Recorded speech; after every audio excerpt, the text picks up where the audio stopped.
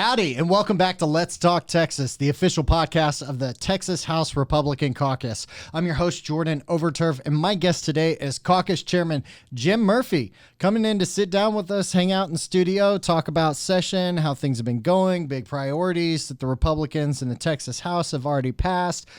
We get into the weeds of pensions. We had such a good time that the lights went out on us. Look, just stay tuned, watch, find all of this fun stuff. Plus, we got a teaser to what's coming up after the episode. So make sure you stay tuned for that. All right, let's talk Texas.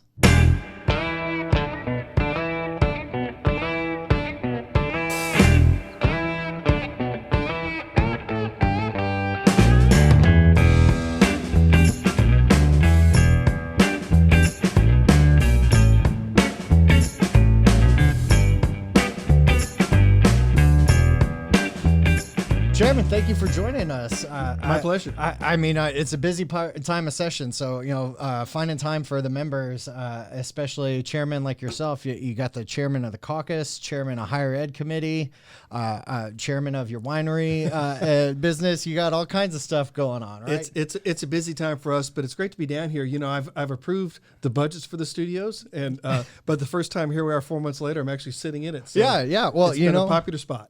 Look, we're trying to bring as many people down here as possible, have some good conversations. So I mean, let's get into it. It's been kind of a crazy session. How's your session been going? You know, it's actually been going well. I mean, we're delivering on the results that Texans want, and it's something where, even in spite of all the delays we've had, we're moving the House bills over to the Senate bills are coming to the House. It's like no other session, but it's also like every other session. I mean, we're getting our work done, and it's been hard. I mean, wearing masks on the House floor, right? It's been hard to figure out who's who, literally, and having all these COVID protocols and plexiglass in the hearing rooms. But those are just kind of, obstacles, and we deal with them and results. But particularly with Republican leadership, we're delivering. Yeah. Well, and for those who have been watching, they've probably seen a few technical difficulties on the House floor with some voting machines, things like that, 'Twas ever thus. Yes. Well, a real opportunity to find those bugs, right, and get them worked out, so we'll be ready to go next time.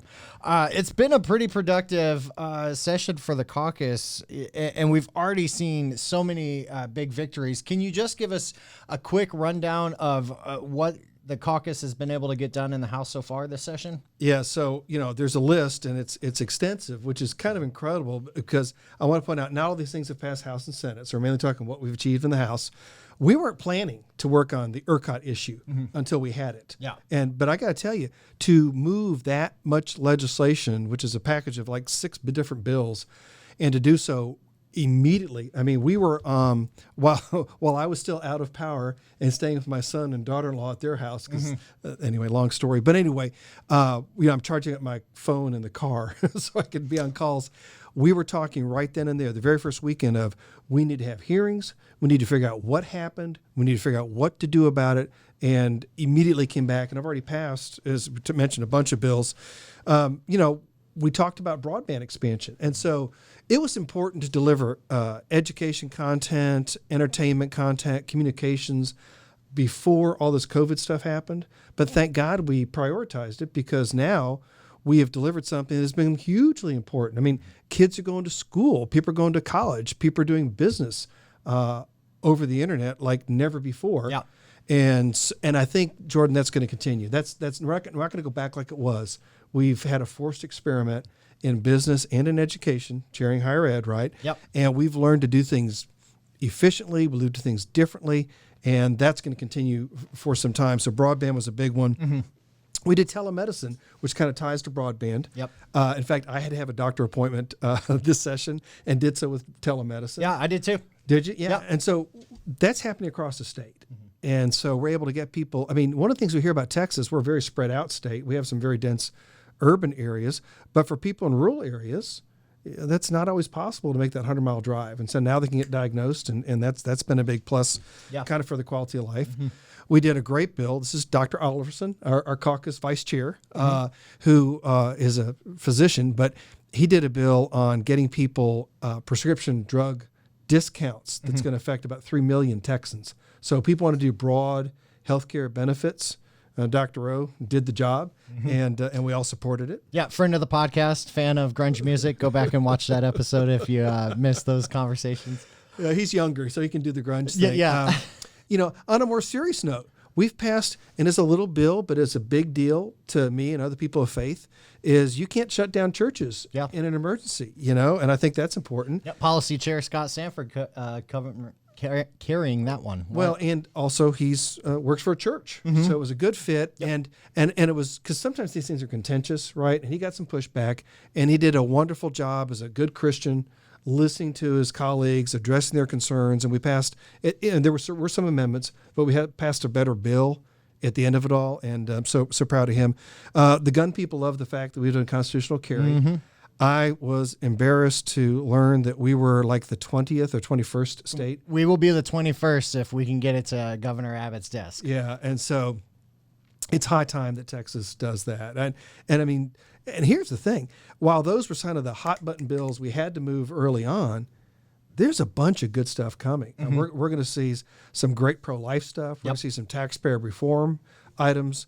I mean, our budget is very responsible under all the spending limits, actually several billion lower than the Senate version.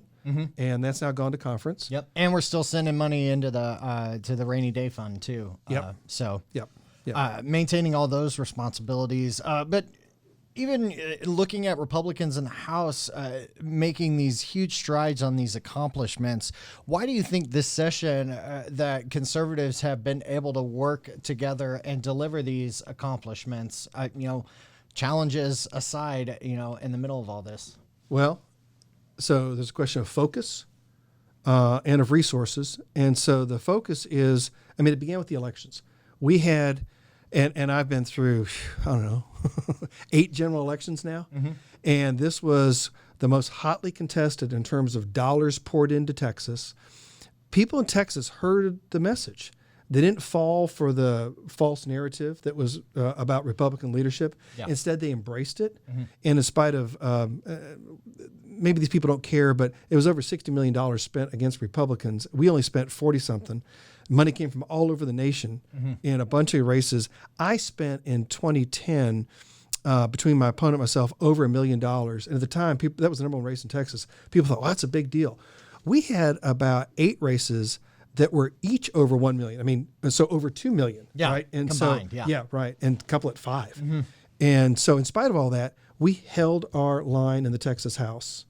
And that's what's so significant. So Texans understand what we did work. So we start with, that's the first building block. How'd the election go? The answer is extremely well, okay? And the next thing is resources. So we have worked hard to build up our caucus resources, bring you on board, and Chris, and we've got additional, like the studio, and we're just having a more visible presence, providing a level of value to our members. And then those members we've elected, the people of Texas have elected in their districts, right? We've gotten more conservative. We've got some superstars. I made a list here because it's such a good list, right? So we've got people like Glenn Rogers, out there in Central Texas, Lacey Hull, who's my neighbor in Harris County, J.C. Jutan, he's just over in Fort Bend, very diverse district, and I'm delighted we have an Asian Republican joining our ranks. Another one, I should say, not the first.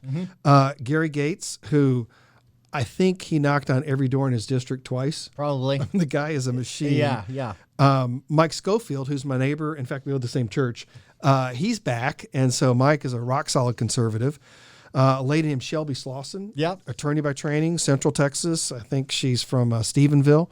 Awesome. Jake Elsie, career Navy guy, Annapolis grad. What a rock star. He's great.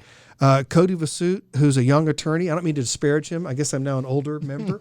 He's a younger guy, smart cookie. So my point, Jordan, is if you give me that many more quality foot soldiers to carry out our business, we're going to get stuff done. And so the Speaker Phelan has done a great job appointing.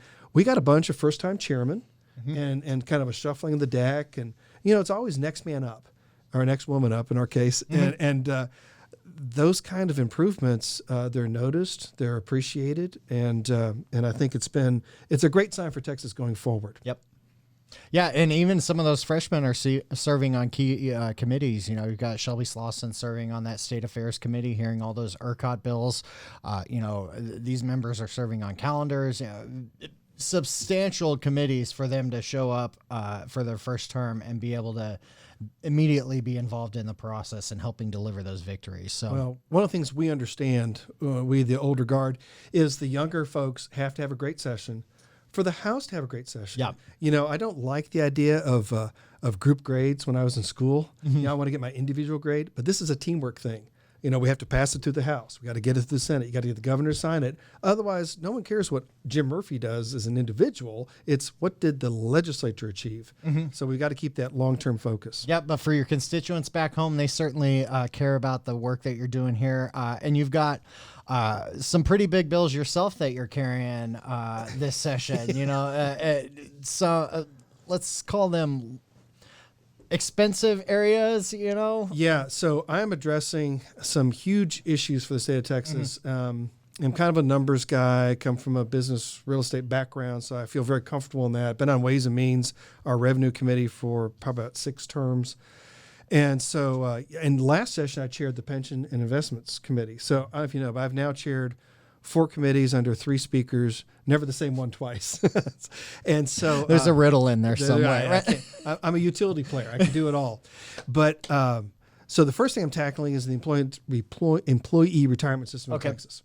We're $15 billion underfunded. Wow. Well, what's great is just yesterday we voted a bill that would say we will start paying it down over 30 years, just like a mortgage payment, that we will not kick the can down the road. We'll be responsible.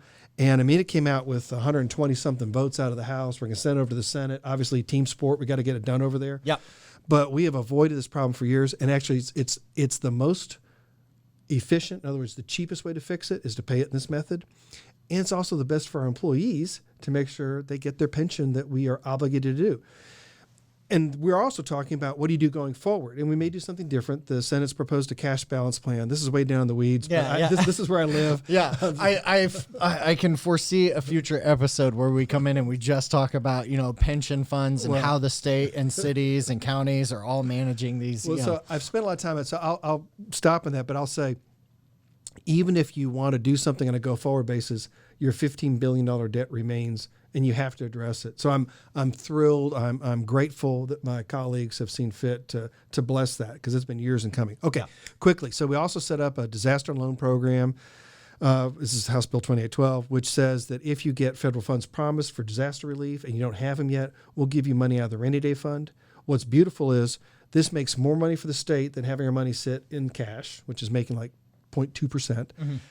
And then it also gets the lower borrowing costs for our cities and counties, meaning lower taxes. Yep. Projects sooner, projects cheaper, lower taxes, more money for the state. What's not to love? It rocked it out of here. Yeah. Personal issue, crime is an important matter for me, public safety. And so we have a bill moving forward on career criminals that we've worked on to make sure that that revolving door, if you've been in and out of jail 5 times, county jail's not working for you. It's time for you to go where you can get the treatment you want. That's what that 1509 does. I'm working on a 1556, which is a bill for 313s. This is our #1 economic development program for Texas. It's brought in, tap the mic, $275 billion of investments. Holy cow. Yeah, right. And so we like to keep it going because right now, big industrial facilities are looking all over the globe to come to the United States because we're safe, we're predictable, we have a great workforce, and where they really want to be is Texas. So we got to make sure we're competitive with other states, and that's what this is about. And locally, I've done some things to help with park development. We're protecting property rights. So those are bills that I'm working on. I have a great team. I got to give a shout out to my staff. None of us can achieve what we can do without our staff, caucus staff or office staff or committee staff. I've got them all. Yeah. And thank you, Texas, for paying for them. Everyone doing their part, right? Yeah, it's a team. So, As you look at the team effort on the larger stage, here in the House, there are so many challenges that this session has brought forward, starting with, how to address COVID and making sure that lawmakers and staff have a healthy, safe environment to work in to do the business of the state. You have this storm hit, and it seems like now, we just went through a litany of just the highlights of the things that we passed, not even covering the full gambit of bills that have been passed in the House. Why do you think the House has been able to, take these things in stride and continue to deliver for the people of Texas? Well, we are blessed to have smaller districts and senators. And I mean, which means we listen to our people. They engage us more. Mm-hmm. You're the lowest level of government. Not I mean low like lowly, but close to the people. Mm-hmm. And I think that makes a difference. I mean, when businesses wanted liability protections because they'd done reasonable things to accommodate people's health, we've provided that to them. Yep. When schools wanted to reopen, we gave them that permission because we hear from those people. Mm-hmm. So that kind of keeps us honest, frankly, and accountable. I think that's a big part of it. Mm-hmm. Well, and I'm glad you brought up education because the governor, lieutenant governor, and the speaker just announced today that federal funding $11.2 billion. Yeah. Right? Yeah. I it's amazing that we when we're not in session we talk about all the things that need to get done, right? But when we're in session, things happen at an exponential rate. Right. Not only just in the short amount of time that things are able to be turned around, but these important questions that we face in Texas, many of them get answered while we're in session. Well, and the difference between one level of baseball and another is the level to be able to hit a curveball. Yeah. And so if you can hit a curve, you can continue moving up. I couldn't and I didn't. Yeah. So, but I will just say, we knew certain things had to happen. Mm-hmm. And so we started moving forward on them. And then we got some things. I mean, we knew COVID was going to be a big deal. So it was disaster relief first, recovery second. Mm-hmm. So that was coming. And then, the freeze, I don't say we've dealt with it until like it's gone away, mm-hmm. but we've passed a bunch of bills I'll tell you about in a second. But those are the things, when people talk about being lucky, I love the definition. It's when preparation meets opportunity. Mm-hmm. So we were prepared on a bunch of things, which allowed us to take on those extra things, and talented people. The people I serve with are amazing. Yeah, and I mean that both within our Republican caucus and the Democrats. These are successful people who are willing to put their lives on hold and their families on hold and come up here and do this work and give us the benefit of their talents and their expertise. Mm-hmm. In some cases, they've been doing it for 30 and 40 years. Yeah. Well, and you hear that preparation on the floor as you guys are laying out, you guys and ladies, let's be respectful. Thank you. As the lawmakers are out there laying out these bills, and it's that work, with the stakeholders back home, having those phone conversations, Zoom meetings, all of the work that happens in the run up to that, the 60-day calendar rule that members like to talk about when finally, the gloves, whatever, the green light happens and you're off to the races, right? But it really is so much work and passion that goes into serving in the House. And as someone who is experienced and tenured, not old, yeah, be very careful. Communications director, right? Choose my words carefully. But as someone who has been serving in the legislature and you've seen how things have changed over the last 10 years, where do you think Texas as a whole is heading at this point as we continue to take on these important issues?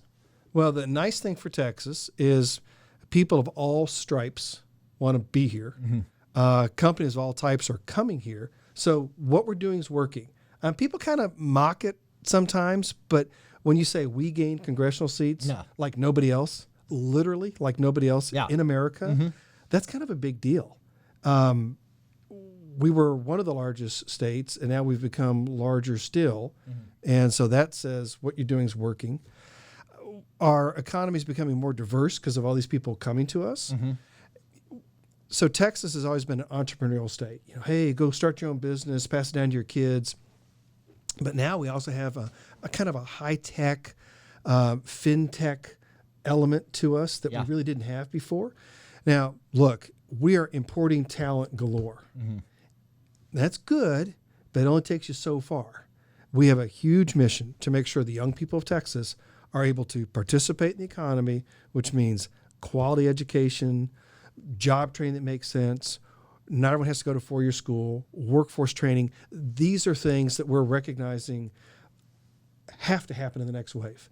So you may know, but we have 5.2 million kids in K through 12. Okay. That's bigger than most states. Yeah. If we do right, we have the resource that everybody else wants.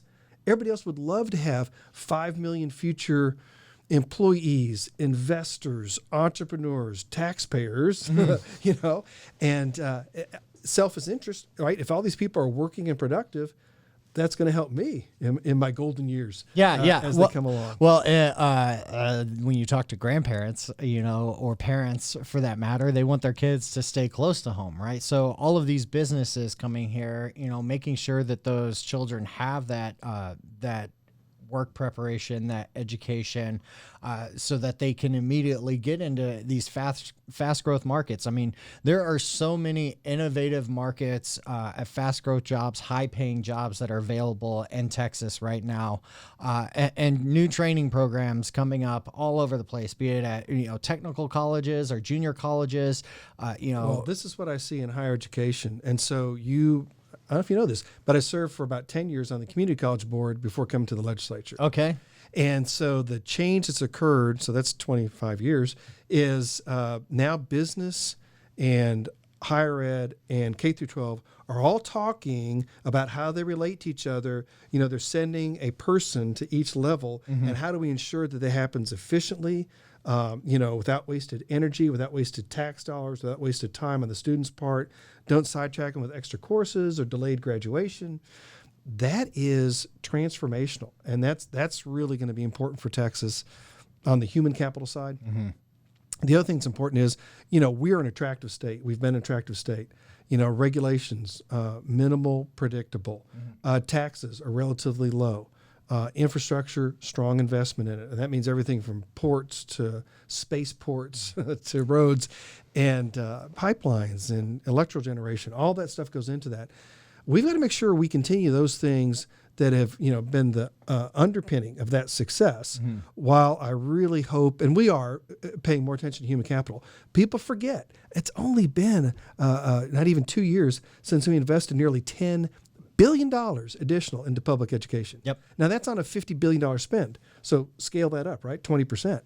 And it was done to two reasons. One was to provide more resources so that you had more, teachers, pens and pencils and all the stuff that goes into school.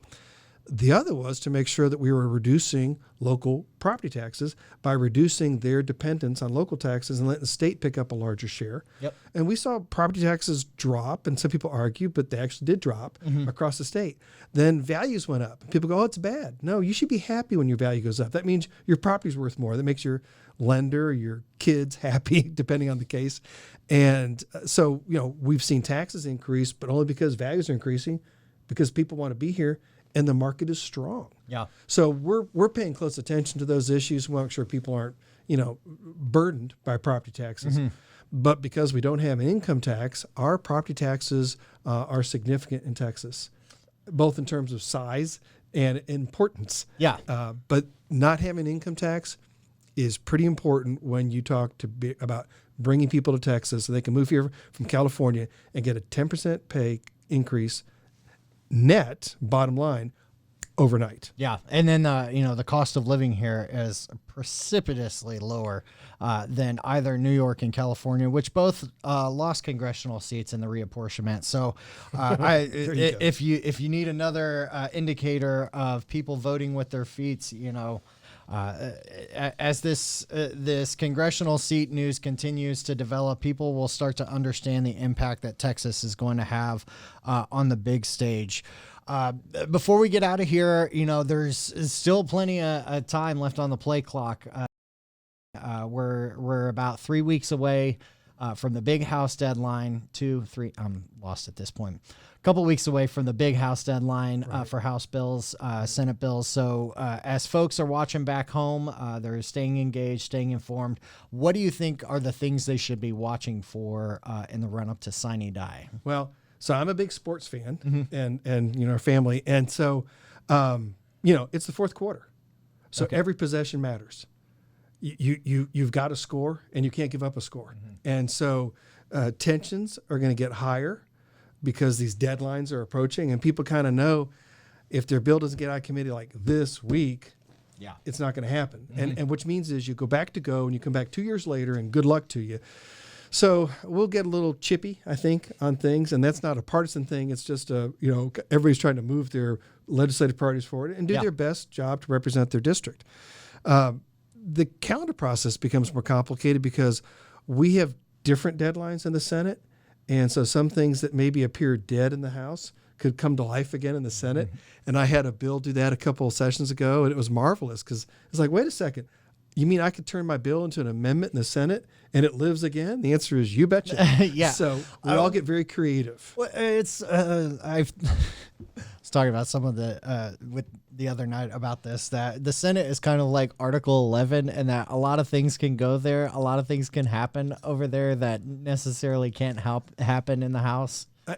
And I know, Jordan, you don't want to go down the weeds, but we got to go in the weeds on Article 11. Let's do it. Okay, and so Article 11 for y'all is kind of our wish list. Uh-huh. And in the past, it's been the dumping ground of good ideas that no one really wanted to make part of the appropriations process. But there's a difference this time, and that is to say we're going to get some level of federal funding. We're not exactly sure how much, but it's going to be in the billions of dollars, double digits, billions of dollars. And we don't know exactly when it's going to arrive. And we don't know exactly what all the rules and regulations and restrictions are going to be on those funds. Yeah. However, it is safe to say that we will have some additional capacity sometime after session. So stay tuned, special session. We'll certainly have a special session for redistricting. And I hope you have Chairman Hunter in to talk about that. Look, the first rule about special session is you don't talk about special session. Well, we all know we're having it because the data's not here for redistricting. We can't do the census work. Yeah. So my point is, if billions of dollars are going to become available, that junky thing that was Article 11 now becomes the what else were we thinking about list. Yeah. And that's why things like the TRBs, the facilities funds we're looking for colleges, we may not do something by May 31st, sine die. Yeah. But that list will be around. So if funds do become available, and if there's remaining projects, we are going to be looking for smart ways to help Texas keep its debt low, smart ways to help our economy grow, smart ways to make sure Texas remains attractive. And so there'll be a whole host of projects that, weren't going to be part of the initial $250 billion. I mean, that's an incredible amount of money. Yeah. But there might be 10 or 15 billion that comes into play. So that's a long sidetrack on Article 11, but it's also tell people this session is going to be, again, unlike any other, in that there's going to be a significant amount of work that will occur one way or another after we adjourn. Yep. And so I don't know how that's going to shake out. You have to ask the guy that lives in the mansion about that.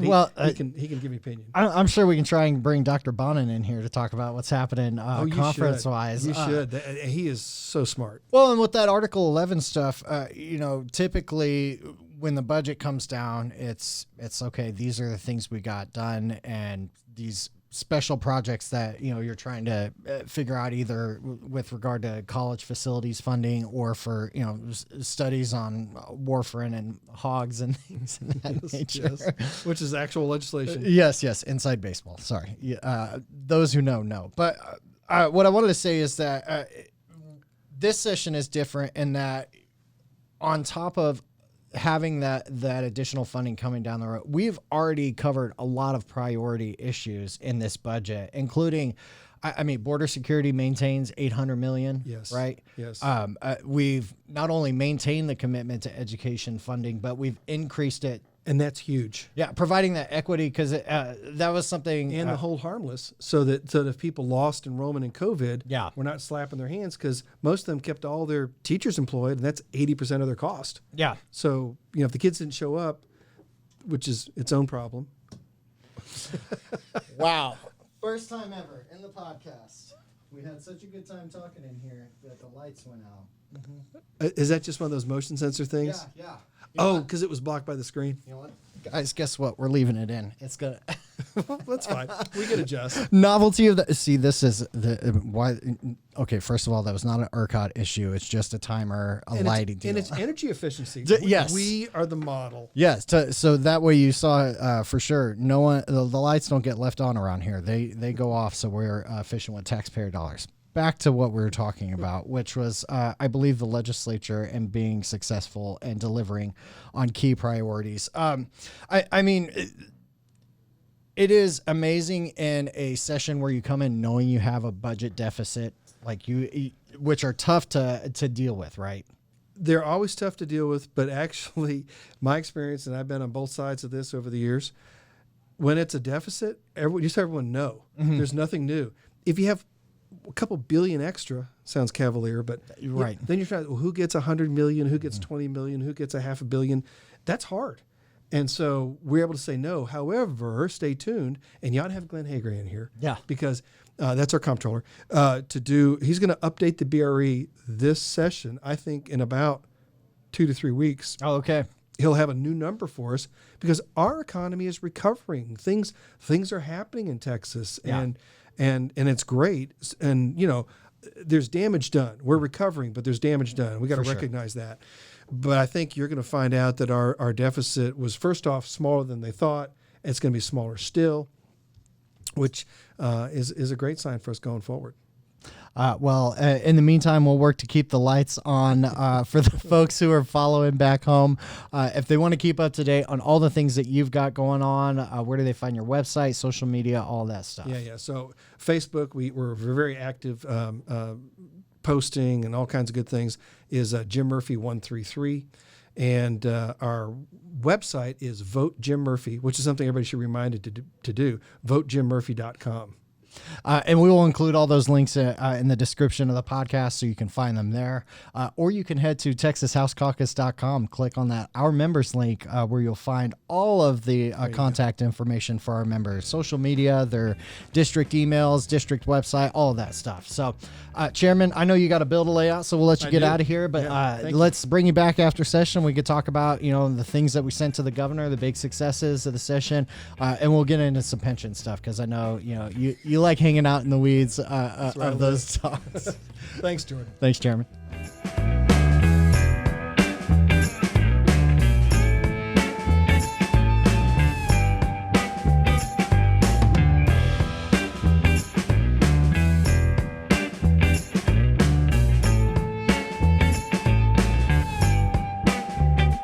All right. Thank you again to Chairman Jim Murphy for joining us. Thank you to you for tuning in, being excellent. Whether you're in Texas, you're listening to this elsewhere in the United States, you want to figure out how we do things down here in the Lone Star State. We've got listeners all over the world tuning into this podcast, and we appreciate every single one of you. Actually, we have recently updated our website to include all of the podcast episodes. So if you want to go back and watch those, find them all in one place, you can go to TexasHouseCaucus.com.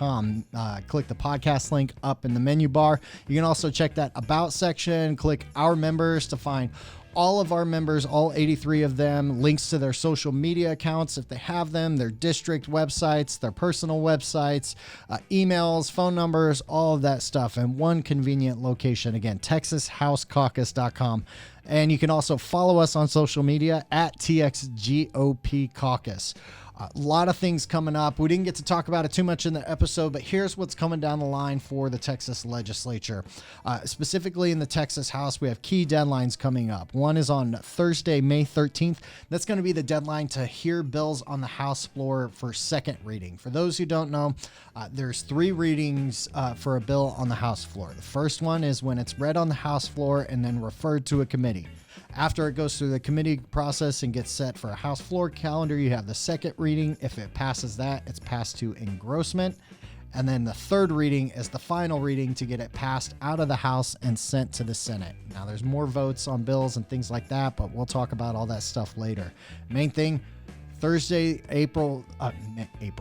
Yeah, that's how it's going. Thursday, May 13th is the deadline. That's the big deadline night. That's the one you're going to be wanting to live stream.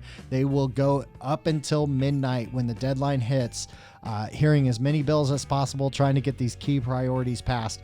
And then beyond that, I believe it's May 25th is the deadline to hear Senate bills on the House floor. So we'll continue to talk about the process as we go through, make sure you're informed, know how all this stuff works, and we'll start taking questions too. We'll find a way to get those questions either via Twitter or you can email us. We'll figure it out. But thank you so much for tuning in as always, and we will see you next time.